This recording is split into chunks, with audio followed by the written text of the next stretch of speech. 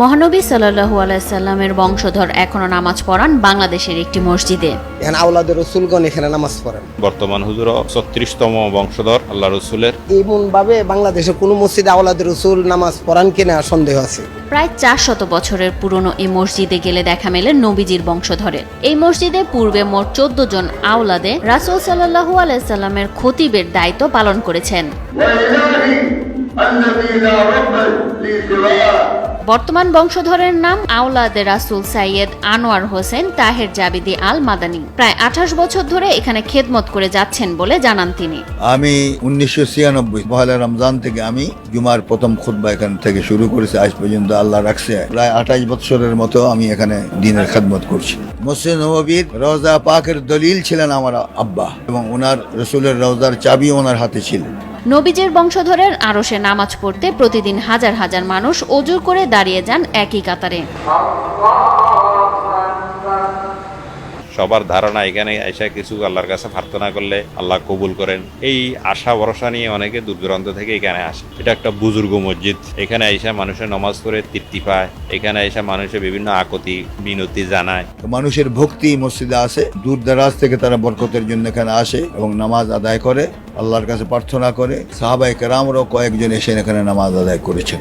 1666 খ্রিস্টাব্দের 27 জানুয়ারি চট্টগ্রামের তৎকালীন মুঘল শাসনকর্তা সুবেদার নবাব শায়েস্তা খাঁর পুত্র উমেদ খাঁ মগ ও পর্তুগিজদের একটি আস্তানার অভ্যন্তরে প্রবেশ করলে এর নামকরণ করা হয় আন্দরকিল্লা। আন্দরকিল্লা শাহী মসজিদের বয়স প্রায় 450 বৎসরের ঊর্ধ্বে। এই মসজিদ ঐতিহাসিক মসজিদ। এই মসজিদে প্রায় 250 বৎসর পর্যন্ত রসুলের খানদানরাই জুমার ইমামতি করেছেন।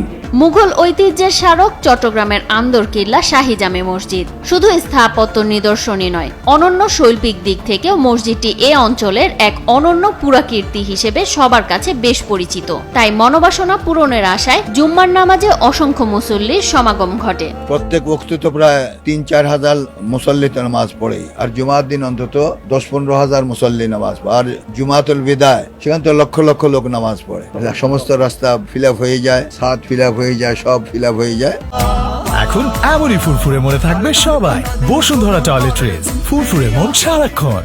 ইসলাম ধর্মের সর্বশেষ ও সর্বশ্রেষ্ঠ নবী হযরত মুহাম্মদ সাল্লাল্লাহু আলাইহি সাল্লামের বংশধরদের এক নজর দেখতে, এমনকি এই মসজিদে এক ওয়াক্ত নামাজ আদায় করতে দেশের বিভিন্ন প্রান্ত থেকে আন্দরকিল্লায় আসেন মুসল্লিরা। এই মসজিদের একটা ঐতিহ্য, এটা তাৎপর্য অনেক অপরিসীম। আমি কাঠগড় পতেঙ্গা থেকে আমার মনের একটা স্পৃহা বা একটা মনের আনন্দের জন্য আমি এই মসজিদটাতে মাঝে মধ্যে নামাজ পড়তে আসি। এখানে তো আসলে নামাজ পড়ে একটা আলাদা ফিলিংস হয়, একটা আলাদা মজা পাওয়া যায়, যেটা অন্য জায়গায় গিয়ে পাওয়া যায়নি।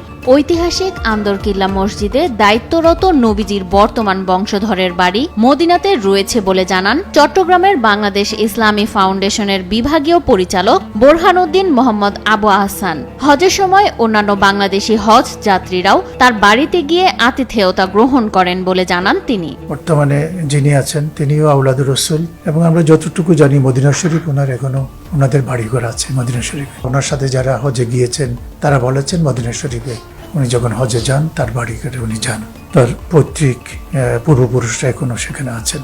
বয়সের ভারে কিছুটা যেন মলিন হয়ে গেছে ঐতিহ্যবাহী মসজিদটি। কোথাও কোথাও দেয়াল থেকে যেন খসে পড়ছে আস্তরণ। তাই প্রাচীনতম এই মসজিদটি নতুন করে সংস্কারের দাবি স্থানীয় মুসল্লি ও মুসলিম কর্তৃপক্ষের। বিস্তর এলাকা জুড়ে এরকম আর মসজিদ বাংলাদেশে নাই। এই যে মসজিদ ভাঙ্গা ভাঙ্গা পড়তেছে, বিভিন্ন দিকে অনেক ধরনের সমস্যা। আমার রুমে কোনো পানি নাই, গ্যাস নাই, বিভিন্ন ধরনের সমস্যা।